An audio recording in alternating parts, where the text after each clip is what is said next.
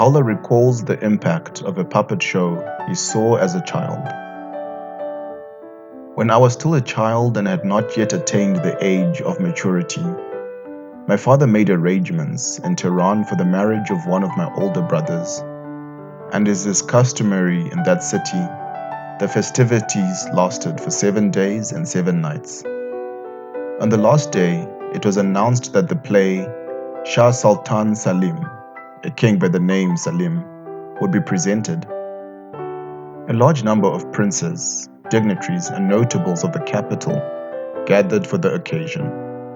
I was sitting in one of the upper rooms of the building observing the scene. Presently, a tent was pitched in the courtyard, and before long, some small human-like figures, each appearing to be no more than about a handspan in height, were seen to emerge from it and raise the call, "His Majesty is coming. Arrange the seats at once." There appeared, arrayed in regal majesty and crowned with a royal diadem, a kingly figure, bearing himself with the utmost haughtiness and grandeur, at turns advancing and pausing in his progress, who proceeded with great solemnity, poise, and dignity to seat himself upon his throne.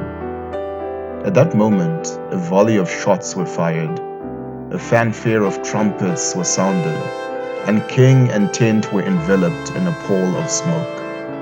When it had cleared, the king, ensconced upon his throne, was seen surrounded by a suite of ministers, princes, and dignitaries of state, who, having taken their places, were standing at attention in his presence. A captured thief was then brought before the king, who gave the order that the offender should be beheaded. Without a moment's delay, the chief executioner cut off the thief's head, whence a blood-like liquid came forth. This youth regarded the scene with great amazement. When the royal audience was ended, the curtain was drawn, and after some 20 minutes, a man emerged from behind the tent, carrying a box under his arm. "What is this box?" I asked him, "and what is the nature of this display?"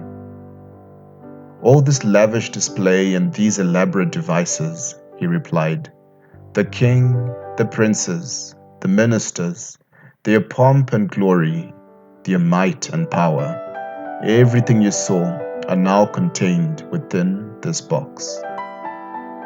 I swear by my Lord, who through a single word of his mouth hath brought into being all created things, ever since that day, all the trappings of the world have seemed in the eyes of this youth akin to that same spectacle.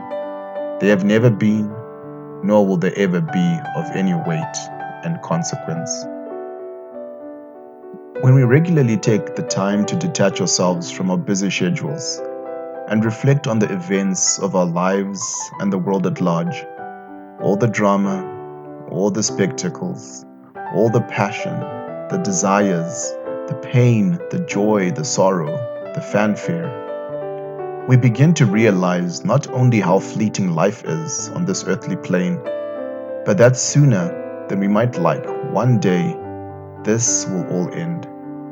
Let us therefore strive to identify what really matters in life and pursue those things that have an everlasting and meaningful impact, rather than those of little weight and consequence. For one day, the curtain will fall, our part will be done, and we will have to exit the stage.